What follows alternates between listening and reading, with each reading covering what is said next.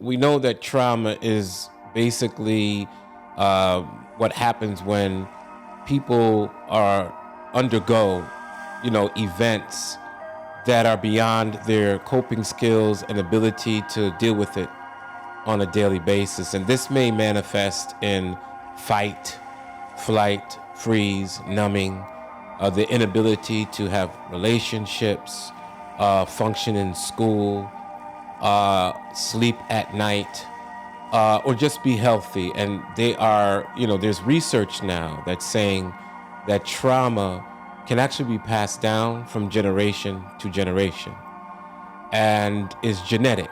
And so some of the things that our community is now experiencing is not something new. It's been passed on to them. Also, trauma can come through sexual abuse.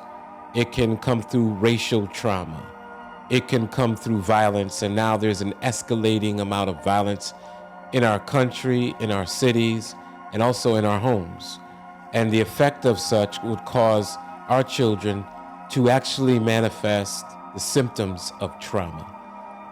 There is what is called crisis, mobile crisis units. There are court systems. There are schools. There are children who are often labeled oppositionally defiant, emotionally disturbed. And what we often rule out are the effects of trauma. And the effects of trauma often manifest the same way that we see acting out behaviors in school. And if we don't look at the fact that trauma can manifest in these ways, that we'll often miss the real way to heal our community.